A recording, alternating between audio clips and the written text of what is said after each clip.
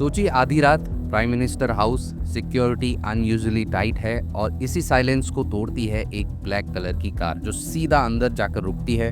गाड़ी से उतरते हैं रॉ चीफ, हाथ में एक मोटी फाइल है जिसके कवर पर लाल अक्षरों में लिखा होता है कॉन्फिडेंशियल। यहीं से शुरू होती है एक ऐसी कहानी जिसे ऑफिशियली कभी कंफर्म नहीं किया गया, लेकिन जिसके हिंट्स, इंसिडेंट्स क्लियरली दिखते हैं।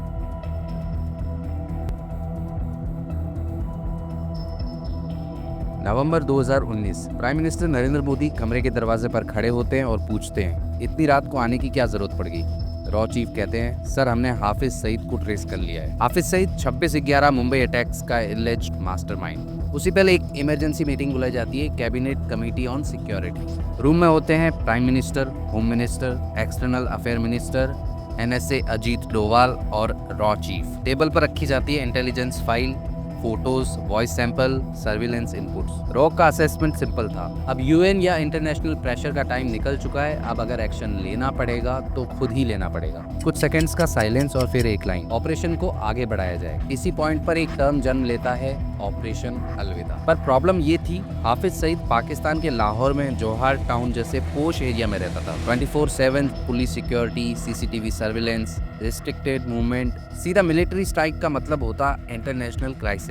रॉ को समझ में आ गया था कि डायरेक्ट अटैक अब पॉसिबल नहीं है, इसलिए स्ट्रेटेजी जो है वो चेंज होती है। प्लान होता है इनसाइड एक्सेस, एक लोकल बेस बिल्कुल सईद के घर के पास लेकिन सस्पिशियन के बाहर, और यहीं से एक आदमी की एंट्री होती है। दिसंबर 2019, दुबई। नावेद नाम का एक पाकिस्तानी सिटीजन छोटी सी चोरी के केस में जेल में बंद था।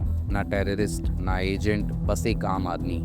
अचानक एक दिन उससे बेल मिल जाती है। बेल करवाने वाला आदमी था वासे। वासे कहता है, मुझे तुम्हारी ज़रूरत है। पाकिस्तान और दुबई दोनों जगह बिजनेस है, एक रिलायबल पार्टनर चाहिए। नावेद कंफ्यूज होता है, लेकिन पैसे की ज़रूरत उसको ज़्यादा स्ट्रांग लगती है। उसके अकाउंट में 50 लाख पाकिस्तानी रुपए आते हैं। कुछ महीनों बाद नावेद पाकिस्तान वापस लौट आता है। यहीं से रॉ का ग्राउंड प्लान एक्टिव होता है। इंस्ट्रक्शंस क्लियर थे, जौहर टाउन लाहौर, एक घर रेंट पर लेना है, हाउस नंबर 120। लोकेशन इतनी क्लोज थी कि हाफिज सईद के घर की डेली मूवमेंट ऑब्जर्व की जा सके।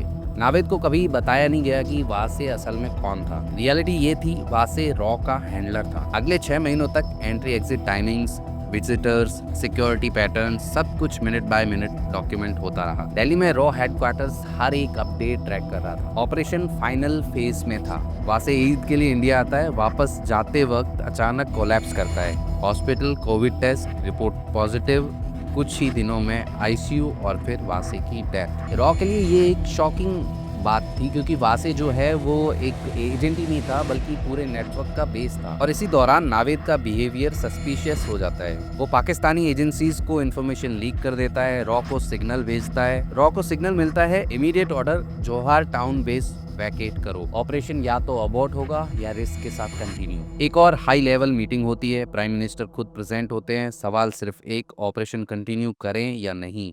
डिसीजन आता है, ऑपरेशन विल कंटिन्यू। जून 2021, लाहौर। सुबह के 11 बज रहे हैं। एक ब्लैक टोयोटा जौहर टाउन की तरफ बढ़ती है। कार में भरा होता है एक्सप्लोजिव। चेक पॉइंट पर पुलिस सिग्नल देती है, पर कार रुकती नहीं। और फिर